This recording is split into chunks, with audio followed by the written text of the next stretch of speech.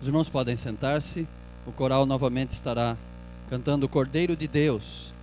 Enquanto o coral canta, irmãos, percebam a letra, sintam aquilo que estamos fazendo. Quando o coral canta, não é para você assistir, mas é para você participar junto. O coral canta e expressa o seu louvor diante de Deus. E nós, que não estamos cantando, podemos sentir no coração as mesmas palavras. Estamos louvando a Deus, adorando a Deus com a mesma letra. E como igreja, nós podemos fazer isso junto. Enquanto o coral canta, nós olhamos e vemos a presença de Deus também, que é para quem nós estamos cantando, ok? O coral não faz uma apresentação como se fosse um show, mas ele canta para que nós apresentemos juntos o mesmo louvor a Deus, ok? Faça isso agora.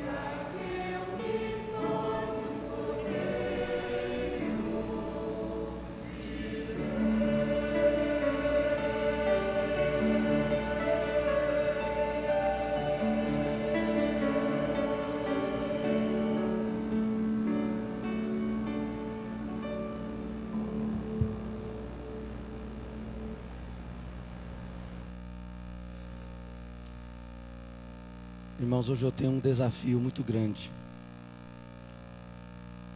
Pregar. Eu estou sem voz. Quer dizer, sem voz eu não estou, né? Eu só estou com a voz horrível. E eu preparei a mensagem no PowerPoint, trouxe no pendrive e o pendrive tomou Doril. Eu falei assim, hoje eu vou fazer a tela porque vai facilitar para eu pregar. Ô velho, onde estava esse negócio? Well, aqui tem fantasma, irmãos. Eu acho que aqui na igreja o negócio está complicado, né? Então aqui apareceu. Amém, irmãos? Pelo menos a tela ajuda a... E eu procurei tanto. Tá aí, filho. Eu fiquei pensando, falei, como é que some esse negócio? Eu botei na mão de alguém, achei que estava colocando na mão do Lucas. Mas que bom, obrigado. Já chegou bem, ajudando o pastor, né? Viu? Quando você pedir sua carta para cá, você já tem um ponto, né? Já vai para o céu mais rápido. Irmãos, primeira carta de Paulo aos Coríntios, capítulo 15.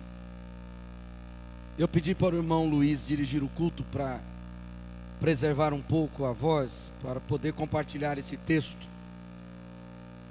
e pensar com você sobre a esperança diante do morrer. Irmãos, nós estamos vivendo um tempo onde fala-se muito em retorno da alma, como que se a esperança na transmigração da alma fosse trazer paz, fosse equilibrar a vida. Mas o cristianismo nunca pregou reencarnação. O cristianismo, nele não existe nada que dê respaldo para a crença no retorno da alma. E a ressurreição de Cristo, ela nos dá esperança diante da morte. Não nos dá esse sentimento de que vamos continuar nesse processo de encarnação, até com medo muitas vezes de onde vamos reencarnar. E é por isso que nessa noite, no nome de Jesus, eu preciso pregar e falar sobre a esperança diante da morte. Porque o apóstolo Paulo, em uma das partes mais profundas sobre vida após a morte, que é o texto que dá base para a nossa teologia evangélica, que é o capítulo 15 da carta aos Coríntios, o apóstolo Paulo, em um momento de muita lucidez, ele faz uma declaração sobre o poder da ressurreição de Cristo na nossa vida. Irmãos, graças a Deus por esse capítulo da Bíblia, porque se não fosse esse capítulo da Bíblia, nós talvez não tivéssemos algumas certezas de vida eterna e esperança eterna. Se não fosse esse capítulo da Bíblia, nós não saberíamos o que seria feito com o nosso corpo. Se não fosse esse capítulo da Bíblia, nós não teríamos direção, orientação e revelação sobre a morte. E graças a Deus por esse capítulo. Eu vou ler apenas alguns versículos, mas eu quero convidar você a ficar com a Bíblia aberta, porque eu vou passar por todo o capítulo 15 e deixar com a gente uma sensação de esperança, porque nós vamos pensar sobre a esperança diante da morte, diante do morrer. O apóstolo Paulo diz assim: mas na realidade Cristo foi ressuscitado dentre os mortos, sendo ele as primícias do que dormem. Porque assim como por um homem veio a morte, também por um homem veio a ressurreição dos mortos. Pois como em Adão todos morrem, do mesmo modo em Cristo todos serão vivificados. Olha que texto. Vou ler de novo. Na realidade, Cristo foi ressuscitado dentre os mortos, sendo ele a primícia, as primícias dos que dormem ou dos que morreram. Não é dos sonolentos, não, é dos que morreram. Porque assim como por um homem veio a morte, também por um homem veio a ressurreição dos mortos. Pois como em Adão todos morrem, do mesmo modo em Cristo todos serão vivificados. Paulo fala da ressurreição dos mortos partindo da ressurreição de Cristo. Portanto, eu digo que a ressurreição de Cristo resolve para nós o problema da morte. A ressurreição de Cristo nos dá um direcionamento sobre a morte. E meus queridos irmãos e amigos, se nós não tivermos uma resposta para a morte, nós não teremos uma direção para a vida. Se nós não soubermos o que acontecerá conosco se morrermos, nós viveremos uma vida sem sentido. E uma das grandes promessas de Deus em Cristo Jesus foi nos dar esperança para caso se a gente venha morrer hoje, amanhã, ou depois de amanhã, ou daqui a 90 anos, não importa. Mas que tenhamos um encontro com a verdade sobre isso. A Bíblia traz orientações seguras. E é interessante que algumas palavras do apóstolo Paulo, elas nos levam a uma compreensão tão clara, tão lúcida sobre a morte, que dá vontade de viver. Tem gente que tem vontade de morrer para acabar com o sofrimento. Tem gente que pensa que se falar sobre a morte dá arrepio, porque falar sobre a morte vai trazer a morte, né? Essa lei que traz as coisas quando você fala, e nós não cremos assim, mas muitas pessoas têm medo de falar sobre a morte por medo de trazer a morte. Mas na verdade, quando Paulo fala de morte, dá uma vontade doida de viver. Não porque a morte seja ruim, é porque a esperança do morrer é muito linda. E a certeza de que a morte para nós, ela é apenas um processo numa eternidade, numa continuação, e não num retorno sem sentido, num retorno misterioso, que a gente nunca sabe onde vamos retornar. Mas na verdade, a compreensão da morte nos dá vontade de viver, e viver a vida com Jesus. Eu quero falar com você de que a crença na ressurreição corpórea de Jesus nos faz vencer 3 dimensões da morte. A primeira dimensão da morte é a dimensão da morte como castigo. E é interessante que, agora eu vou pedir que você venha ao texto, no versículo 56, o apóstolo Paulo usa a seguinte expressão: o aguilhão da morte é o pecado, e a força do pecado é a lei. Quando Paulo usa a expressão o aguilhão da morte, ele usa a expressão aguilhão como uma coisa que fere, como uma arma letal, uma coisa que era usado para cutucar o gado, para mover o gado, ferir o gado tinha que se movimentar. E Paulo diz assim, que a morte, ela fere.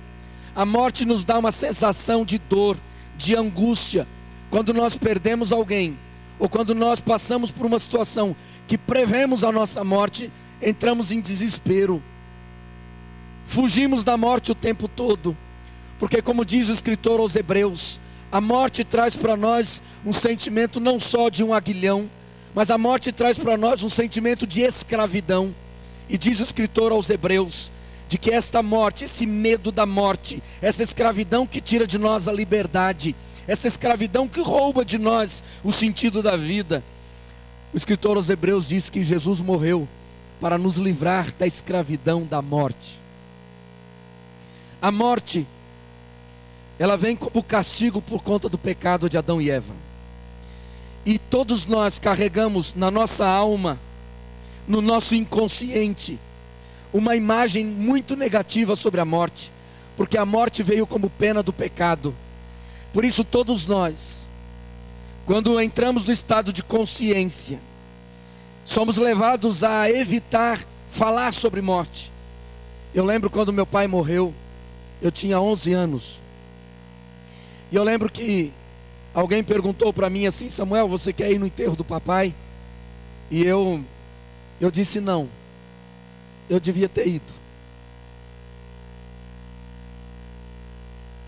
Eu devia ter ido. nós temos uma dificuldade de lidar com a morte. Afastamos as crianças da morte, para que elas não vejam a morte. Não queremos conversar sobre isso, porque no fundo, na nossa alma, fazemos de tudo para evitar a morte. Pagamos,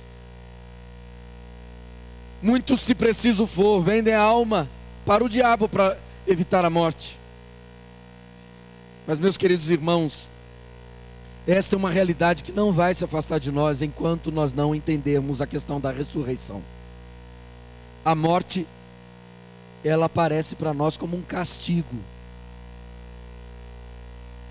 Perguntamos assim em um velório, geralmente: por que Deus fez isso com ele? Às vezes a pessoa está com 90 anos, 95, já viveu bastante, mas por que Deus fez isso com ele? Às vezes olhamos para um caixão e pensamos assim: coitadinho. E nós olhamos para o morto sempre com um sentimento negativo, uma sensação estranha com a morte. E aí entram as doutrinas e as propostas de resposta para a questão da morte. Mas a primeira coisa que precisamos entender é que a morte tem uma dimensão. A morte é castigo, porque por conta do pecado de Adão e Eva, a partir daquele momento, o ser humano recebe esta marca na sua história. E diz Deus, como consequência do pecado de Adão e Eva, que todos voltariam ao pó a partir daquele momento. A segunda dimensão que nós encontramos da morte é a dimensão da morte como filosofia de vida. E Paulo fala isso no versículo 32 de 1 Coríntios 15. O apóstolo Paulo, fazendo esta dinâmica do seu discurso sobre a morte, da sua teologia sobre a morte, ele diz assim: se como homem combati em Éfeso com as feras, que me aproveita isso? Se os mortos não são ressuscitados, então, gente, comamos e bebamos, porque amanhã nós vamos morrer. Paulo está sinalizando uma filosofia de vida. Paulo fala sobre as suas lutas ministeriais. Ele diz: se não há ressurreição de mortos, eu combati contra as feras, passei angústia, sofri perseguição, mas que proveito há nisso? E eu perguntaria: se não há ressurreição dos mortos, que sentido tem na vida? Que sentido tem você frequentar a igreja? Que sentido tem você entregar sua vida a Jesus Cristo? Se você vai ficar voltando numa sucessão de vidas, qual é o sentido de tudo isso? Se nós não sabemos em que vida voltaremos depois. A ressurreição dos mortos dá sentido ao nosso labor, dá sentido ao nosso trabalho.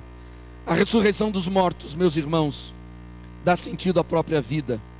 E quando Paulo fala, se a morte é o fim, então, gente, vamos curtir a vida enquanto temos saúde. Se não há ressurreição de mortos, para quê? Vivermos, pensando na eternidade. O grande problema é que nós temos algumas doutrinas. Nós temos as doutrinas que pregam o retorno da alma, e nós temos as doutrinas que pregam o fim da vida com a morte. E a doutrina que prega o fim da vida com a morte, a aniquilação de todas as coisas, traz sobre nós um sentimento muito estranho. Porque se tudo vai acabar, se quando você morrer, tudo que você fez não fará sentido, se a tua luta pela preservação da vida não fará sentido, se a tua luta pela honestidade não fará sentido, se a tua luta pela fidelidade não fará sentido, então por que continuar seguindo a Jesus? Por que não vamos desfrutar da vida? Por que não vamos soltar a nossa vida entregue aos desejos?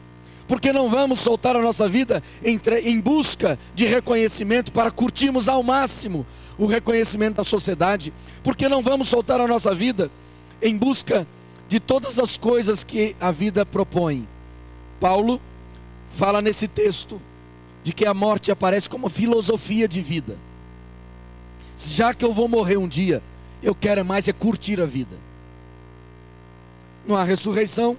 Se você não crê na ressurreição dos mortos, eu quero perguntar para você, o que você faz aqui? Se você não crê na ressurreição dos mortos, até mesmo o fato de você não matar alguém, quando você poderia revidar o mal, também não faz sentido.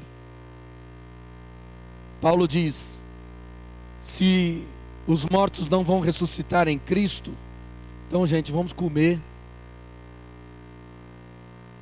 com menos gordura, né, Souza? Menos gordurinha na carne agora. Vamos beber. Aí tanto faz se você vai beber Coca-Cola ou cachaça. Aí tanto faz se você vai beber suco ou uísque. Se não tem ressurreição dos mortos, para que você fica se preservando dessas coisas? Se não tem ressurreição dos mortos, por que nós não vamos colocar dentro do nosso corpo tudo que não presta? E a pergunta do apóstolo, por quê? Ele está falando sobre filosofia de vida. A partir do momento que você crê na ressurreição dos mortos, você adota uma filosofia de vida diferente. A dimensão da morte como filosofia de vida. Precisamos vencer isto. Precisamos entender bem o que é a vida. E Paulo nos dá esse direcionamento. Olha, se não tem ressurreição, então esquece. Faz o que você quiser. Curte a vida, aproveita. Viva à vontade. Porque tudo não passa de uma mera experiência humana. Mas nós cremos que Cristo ressuscitou e com Ele ressuscitarão aqueles que creram nele. A terceira e última dimensão é a dimensão da morte como o último inimigo a ser vencido. O apóstolo Paulo, escrevendo ainda na mesma carta, no versículo 26, o apóstolo Paulo diz assim: o último inimigo a ser vencido, o último inimigo a ser destruído é a morte. Quando Paulo diz que o último inimigo a ser destruído é a morte, ele está querendo dizer que a morte não terá mais domínio sobre nós. E aí nós temos um texto de Romanos, capítulo 6, versículo 9, quando ele diz assim: sabendo que, havendo Cristo ressuscitado dos mortos, já não morre mais, a morte não mais terá domínio sobre ele. Quando nós pensamos em Cristo como a nossa esperança maior, aqui nós entendemos que em Cristo nós encontramos ressurreição para a nossa própria vida. Aquele que morre não permanecerá mais morto. Quem crê em mim, disse Jesus, ainda que morra, viverá. Essa é uma esperança que nós temos. E por que nós temos essa esperança? Porque a morte foi derrotada ali na ressurreição. Quando Jesus morreu, uma das grandes manifestações diante da morte de Jesus, meus irmãos, foi o questionamento dos judeus, que disseram assim: se você é filho de Deus, não morre não, sai da cruz, prova quem você é. O próprio Senhor Jesus, quando percebeu que a morte estava chegando, ele deu um grito, diz: Deus meu, por que me desamparaste? Os discípulos ficaram olhando consternados para Jesus, pensando: ele não pode morrer. Mas como é que ele vai morrer? Nós deixamos tudo para segui-lo, como é que ele vai morrer? Ele não pode fazer isso com a gente. E eu fico imaginando a face dos discípulos, que deixaram tudo para seguir a Jesus. De repente Jesus morre, Jesus é tirado da cruz, jogado no chão, Jesus é pego e é retirado daquele ambiente de dor e sofrimento, e é levado para dentro daquele túmulo colocado ali. O túmulo é fechado, 2 soldados colocados à porta, e os discípulos, creio eu, ficaram olhando para aquela porta fechada e pensando: meu Deus, o que nós fizemos? Olha só o que nós fizemos na nossa vida. Acreditamos que ele era o Messias e ele morreu e está lá enterrado. E os discípulos fugiram de medo dos judeus, diz a palavra de Deus. Eles fugiram com medo dos judeus, e quando eles estavam dentro de um quarto, trancados naquele quarto, o Cristo ressurreto apareceu. Ah, meus irmãos, que sensação gloriosa ver Jesus vivo. Que sensação gloriosa ver Jesus vivo. Sabe por quê? Porque quando Jesus ressuscitou, tudo aquilo que os profetas disseram veio na mente dos discípulos. Tudo aquilo. Apareceu Maria Madalena lá no túmulo, viu que Jesus não estava, voltou correndo. E como testemunho da mulher naquele tempo não fazia sentido, ela pediu para Pedro dar uma olhadinha, porque o testemunho de Pedro teria validade. E Pedro correu lá e Pedro viu que Jesus não estava lá. E o sentimento que passaram os discípulos, foi o sentimento de que tudo aquilo que Jesus falou era verdade.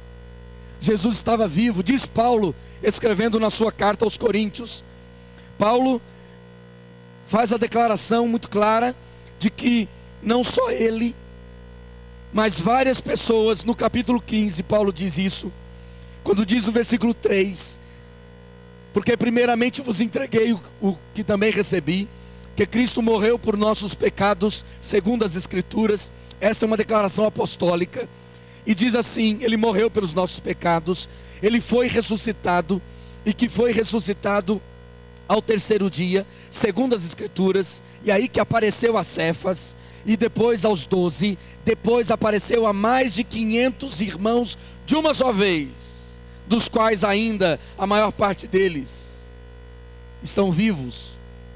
Ou seja, quando Paulo escreveu essa carta, muitas pessoas que viram o Cristo ressurreto, andando na região, falando com os discípulos, demonstrando o seu poder por 40 dias, aqueles discípulos se tornaram as nossas testemunhas. Nós seguimos a declaração dos apóstolos que andaram com Jesus, não dos apóstolos que se autodenominam apóstolos. Como eu vi nessa semana uma entrevista no Jô, de uma mulher que não vou nem falar o nome, Baby Consuelo, que disse ser apóstola, cabelo roxo, eu fiquei de raiva do outro lado da telinha.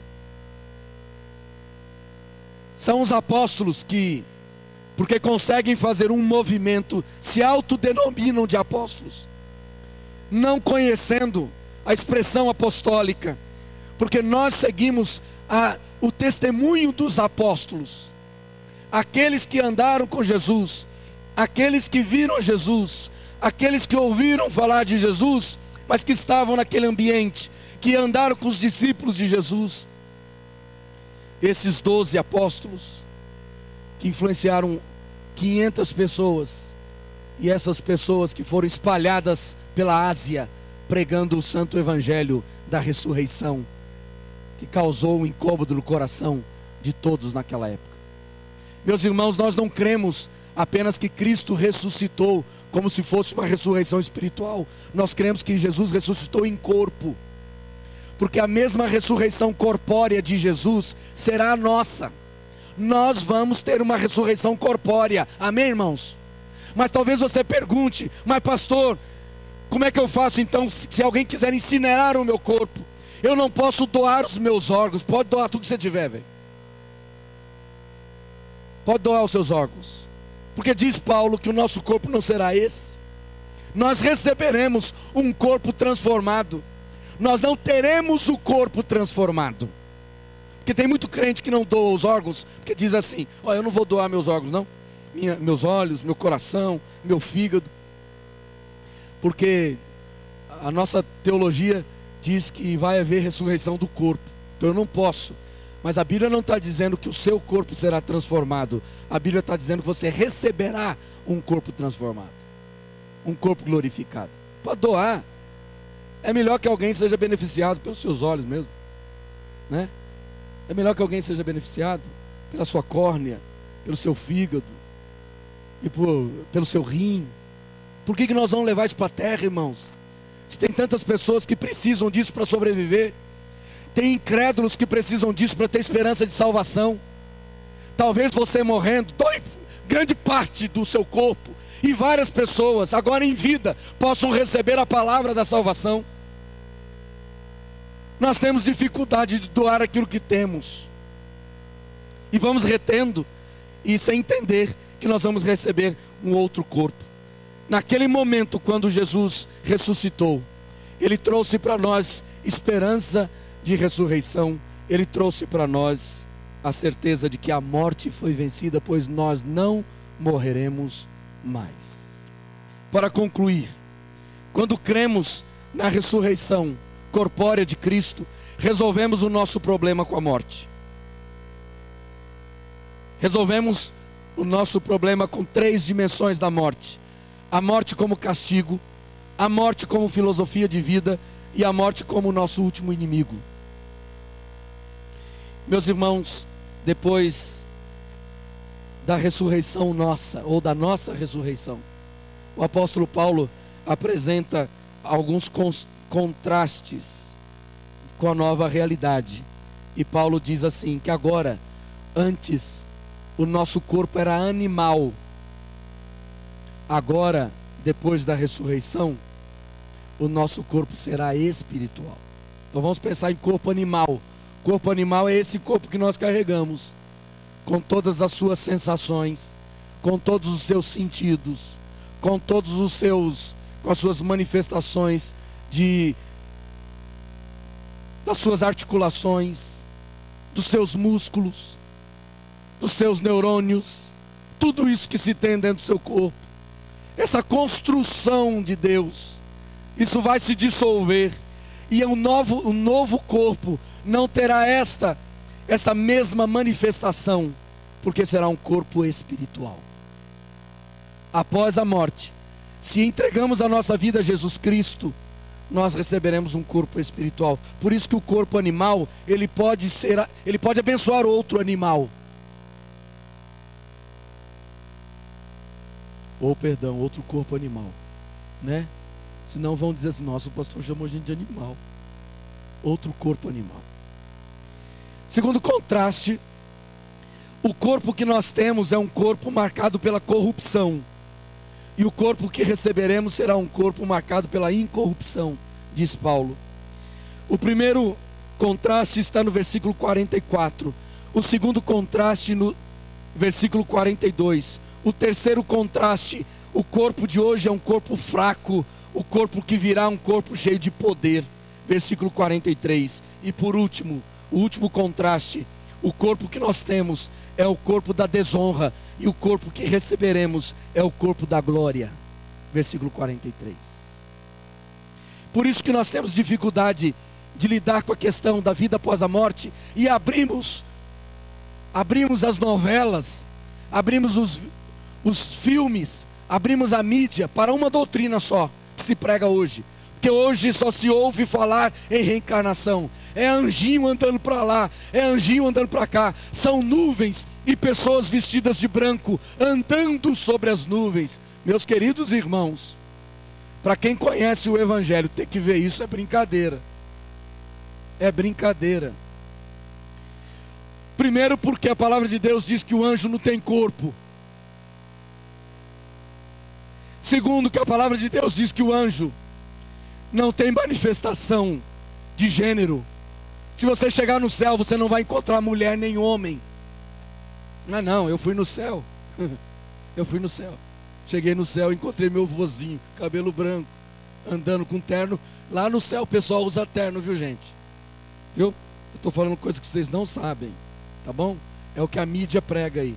Lá no céu você chega e está o cara de terno e gravata. Branco, claro. Não vai ser azul marinho igual esse, porque isso aqui usa no inferno. Porque se você tiver uma revelação infernal, você vai ver um cara de terno azul marinho. Mas se você vê um cara de terno branco, você já viu um ser angelical. Aí você está lá no céu, você vê uma mulher vindo de vestido. Irmãos, com todo o respeito que eu tenho às doutrinas que existem por aí, mas para nós que cremos na Bíblia, nós não podemos aceitar isso. Nós não podemos aceitar isso, porque no céu o corpo será espiritual, e corpo espiritual não tem gosto, não usa roupa, meus irmãos. Não tem moda no céu. Amém. Cadê a irmã Loren? Cadê a Loren? Está desempregada no céu, Loren. A Loren trabalha com moda. Está desempregada no céu. No céu não tem moda. Quem vende roupa aqui? Quem tem loja de roupa? Ninguém? Eu vou abrir uma loja de roupa, irmão. Vou ganhar dinheiro. Eu vou ganhar dinheiro. Ninguém. Muito bem. Se você conhece alguém que tem loja de roupa, sabe que no céu não tem roupa. Corpo espiritual. Corpo que não tem corrupção. Um corpo cheio de poder e glória. É assim que a palavra de Deus nos apresenta. Por isso que nós temos dificuldade, porque essas realidades, elas fogem da nossa maneira de pensar. Não resistem, irmãos, ouçam o que eu vou falar. Não existem registros na nossa mente sobre isso aqui. Porque o pecado maculou a nossa mente. Nós não conseguimos falar sobre céu por causa disso aqui. Porque na nossa mente não tem registro do corpo espiritual incorruptível, poderoso e cheio de glória, porque nós nos conhecemos partindo do pecado. É por isso que você precisa de Jesus e de salvação.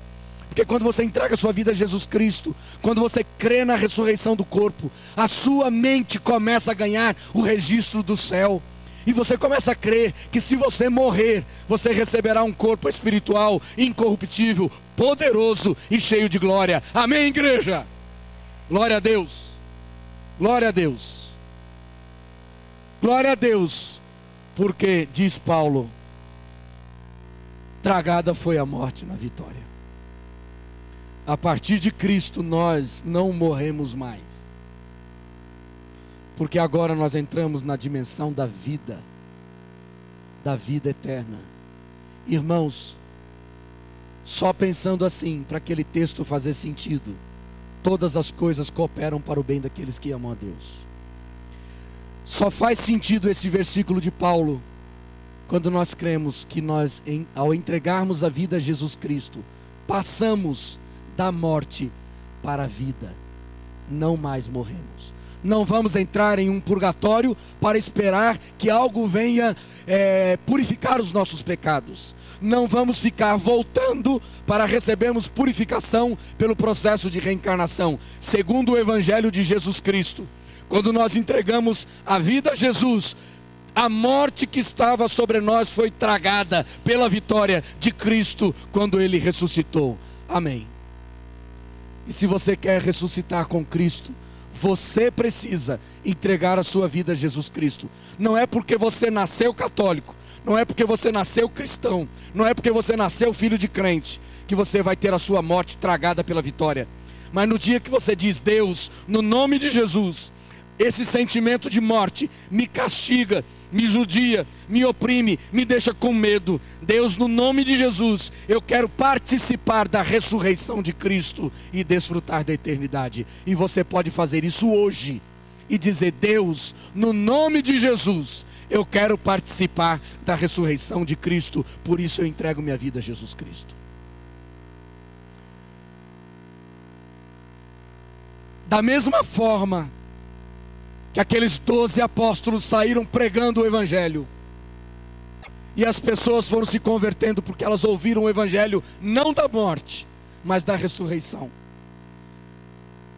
Da mesma forma que as pessoas foram experimentando paz, você também pode experimentar a paz, na certeza de que no dia que você partir, na verdade você apenas parte para voltar para casa.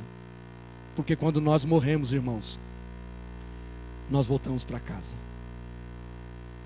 Quando nós morremos, nós voltamos para os braços do Pai e vamos ficar em casa. Hoje nós estamos com o nosso Pai eterno, nós estamos andando pela vida. Mas quando nós morrermos, nós voltaremos para casa e ficaremos perto do nosso Pai eterno. Por isso que a morte não causa medo para nós. Ninguém vai ficar buscando morrer, porque o verdadeiro crente nunca pensa em suicídio, porque a Bíblia diz que o poder da vida e da morte estão nas mãos do Senhor. É Deus que fala, é Deus que determina. Mas se você tem a esperança da ressurreição, você terá paz no seu coração diante de qualquer experiência da vida.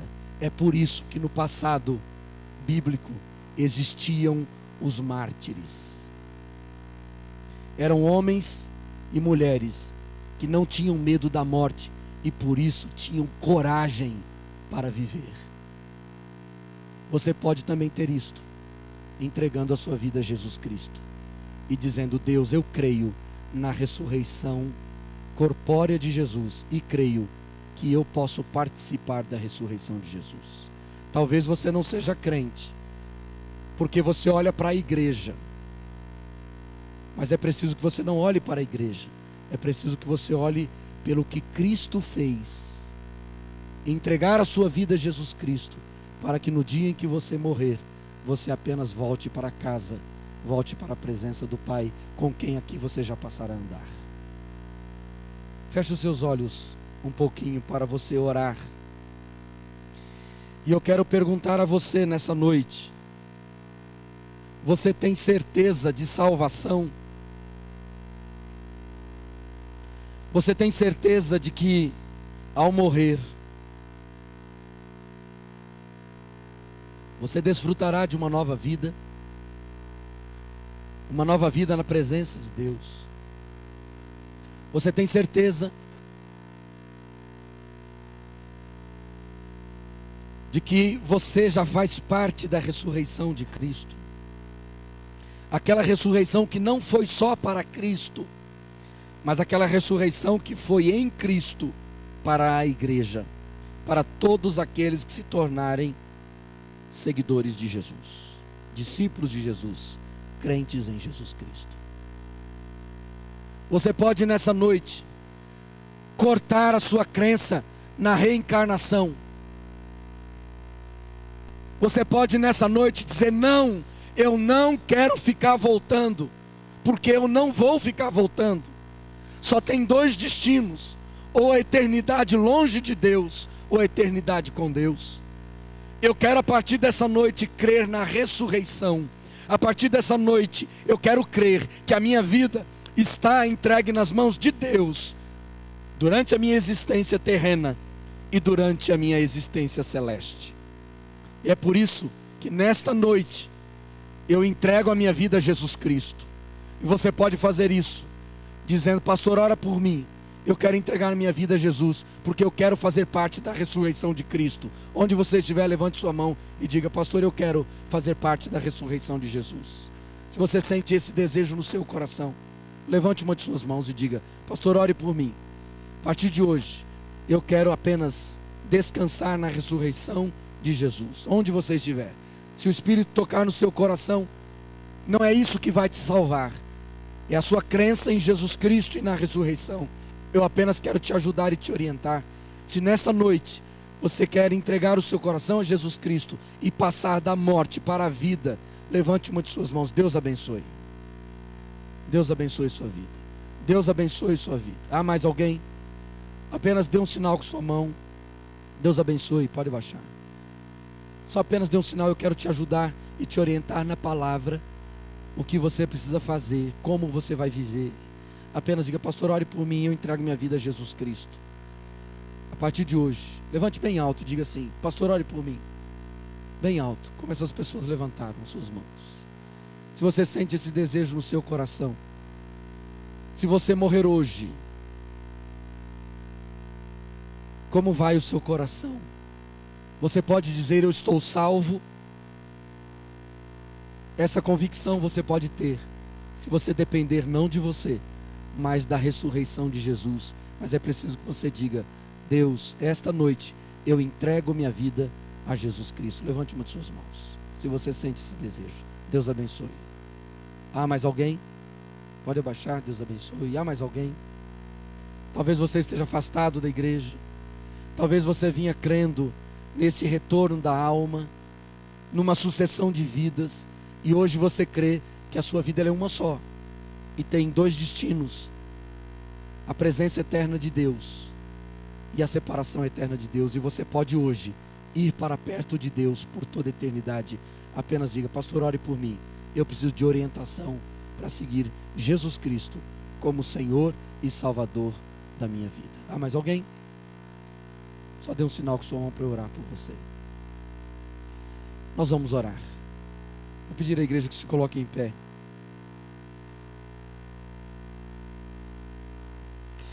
Eu quero descer aqui e quero orar com as pessoas que levantaram suas mãos, até aqueles que estão confirmando. Venham aqui à frente, vem cá, Luiz, eu quero orar por você.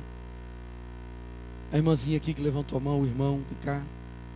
Uma mulher aqui atrás, isso, levantou, vem cá.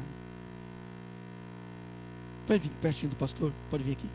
Irmãos, não é esse ato que salva, o que salva é Jesus Cristo. Esse momento é para nós identificarmos você e nos colocarmos do seu lado para te ajudar a seguir o Evangelho de Jesus. Há toda uma estrutura para pregar uma mentira.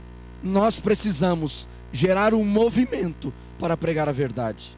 Então, se você conhece alguém que ainda não entregou sua vida a Jesus Cristo, diga a essa pessoa: você pode também ressuscitar com Cristo. Basta você dizer sim.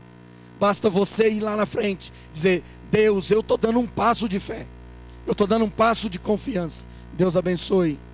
Se tem alguém perto de você e sente isso, pergunte para quem está perto de você: é hoje que você quer entregar sua vida a Jesus? Você pode fazer isso. Deus abençoe. Nós vamos orar aqui pela família. Os familiares podem vir aqui perto aqui. Cadê os familiares aqui deles? Cadê a Tereza? Está lá atrás? Então vem cá, Silvino. Fica aqui perto deles. A Tereza está aqui. Fica aqui junto com o Silvino.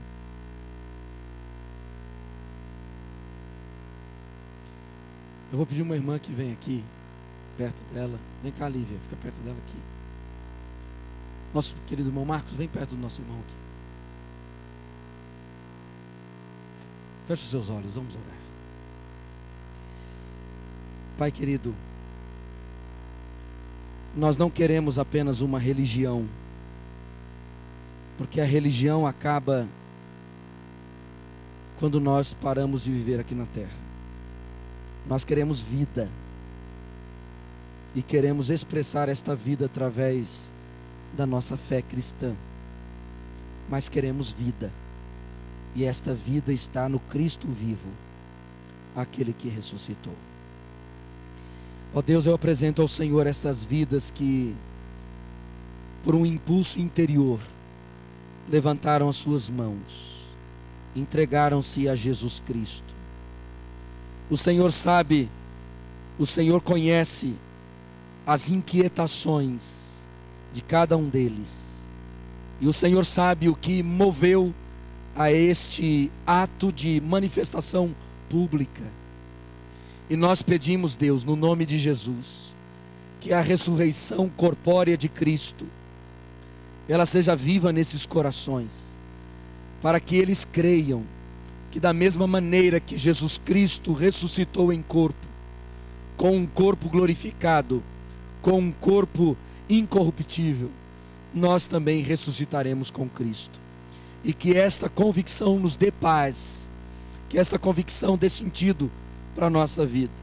Deus, no nome de Jesus, se alguém se sentiu tocado pela palavra e sente um impulso de entregar a vida a Jesus Cristo, mas não veio aqui, Senhor, que o Senhor alcance esse coração, que não fique para amanhã uma decisão, mas que hoje todos que aqui estão se entreguem a Jesus Cristo, para que possam ter vida e vida em abundância. Dispensa a tua bênção e o teu favor, que esta palavra proclamada venha trazer esperança em todos os corações. Nós oramos no nome de Jesus. Amém, Senhor Deus. Amém, amém. Deus abençoe, viu? A igreja pode sentar. Deus abençoe vocês.